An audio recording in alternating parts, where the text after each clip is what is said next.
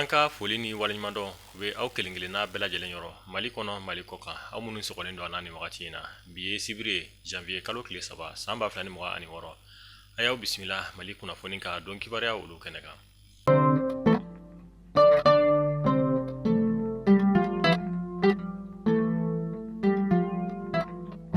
Kunnafoniya daminɛna ka sanga ni san yɛlɛma ale hukumu kɔnɔna ye an ka jamana ɲɛma General d'armée Assimi Goïta ale kumana jamana kɔnɔdenw olu fɛ décembre kalo tile 31 tɛmɛnen ka dugu jɛ janvier kalo tile fɔlɔ la san 2026 n'a bɛ fɔ ma ko discours à la nation. An ka jamana ɲɛma kɔni foli ni tasibila kɛ ka ɲɛsin maliden kelenkelenna bɛɛ lajɛlen yɔrɔ. O kɔfɛ a y'a damaga kuma caman na a ye kɔrɔfɔ caman olu fɔ mun bɛ tali kɛ san 2025 kɔnɔ baara minnu sera ka kɛ ani baara minnu ni olu ma se ka kɛ ani an ka jamana ye gɛlɛya minnu sɔrɔ san 2025 kɔnɔna na a y'a damaga olu caman na. O dɔ bɛ tali kɛ fɛn min ye tajiko gɛlɛya mun ni u bɛ an ka jamana ale kɔnɔna na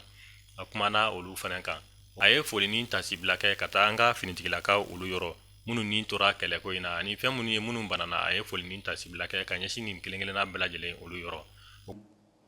Mes chers compatriotes, hôtes du Mali, par la grâce d'Allah, nous franchissons le seuil de la nouvelle année 2026. En ce moment de recueillement et d'espérance, je formule pour chacune et chacun d'entre vous des vœux de réconfort, de concorde, de santé et de prospérité. Je m'incline pieusement devant la mémoire de nos martyrs civils et militaires. Leur sacrifice est le socle de notre engagement et de notre renouveau. À nos blessés, aux familles endeuillées, la nation exprime sa solidarité indéfectible. Je voudrais également adresser ma compassion aux populations durement éprouvées par les sinistres survenus dans notre pays. Je formule le vœu que l'élan de solidarité nationale dans la dignité et l'entraide continue de soulager les peines et de relever les vies. Kɔfɛ a ye foli ni tasibila kɛ ka ɲɛsin fɛn min an ka pɔnbiliba bolila minnu ni olu bɛ don taji ye an ka jamana kɔnɔ fo ka taa se opérateur économique ma an ka jamana ɲɛma kɔni ye folili kɛ ka ɲɛsin ninnu ma kɔbɔta ninnu bɛɛ lajɛlen ma u ka faso kanu na. Depuis plusieurs mois, notre pays subit d'importantes perturbations dans son approvisionnement en carburant, consécutives à des attaques répétées contre des convois vitaux. Parallèlement, une campagne de désinformation a tenté d'installer le doute, la peur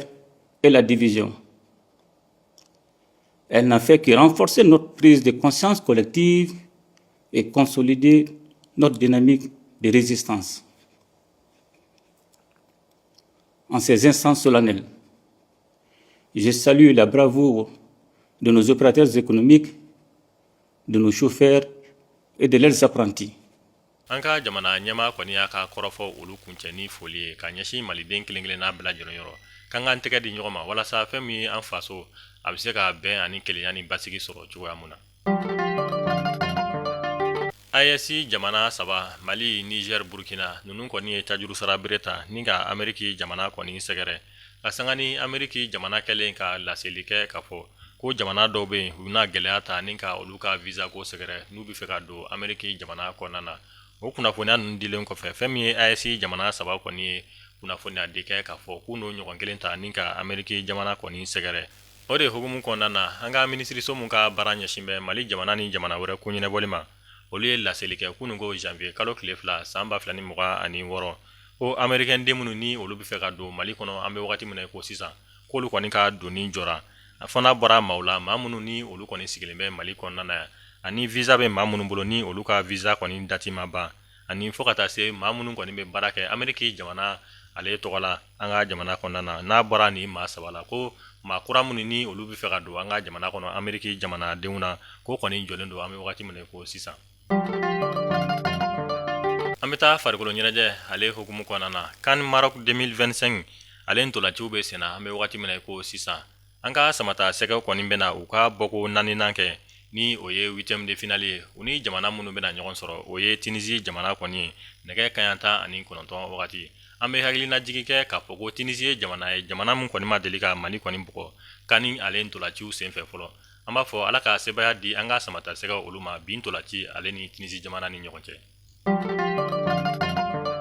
An bɛ taga kɔkan kibaruyaw la an bɛ taa États-Unis ale ni Venezuela an bɛ wagati min na ko sisan États-Unis jamana ɲɛma ni o ye Donald Trump ye ale kɔni ye laseli kɛ ka sanga ni bi janvier kalo tile 3 san 2026 ko fɛn mun ye Ameriki jamana kɔni ye tɛgɛ da kɛ fɛn mun ye Venezuela jamana ɲɛma kan ni o ye Nicolas Maduro bi sibiri kunnafoniya nin kɔni dira États-Unis jamana ɲɛma fɛ ni o ye Donald Trump ye an b'aw ladɔnniya k'a fɔ ko a bɛ wagati janbɔ fɛn mun ye Ameriki jamana ni Venezuela jamana ɲɛma kɔni tɛ ka ɲɔgɔn kan fɔ mun yɛrɛ taara laban fɛn mun ye Ameriki finitigilakaw kɔni wulila ni ka taa bi Venezuela jamana ɲɛma kan an bɛ wagati min na sisan u ye kunnafoniya di kɛ k'a fɔ k'u ye tɛgɛ da kɛ fɛn mun ye Venezuela jamana ɲɛma Nicolas Maduro yɛrɛ kan kunnafoniya olu y'a yira k'a fɔ ko Donald Trump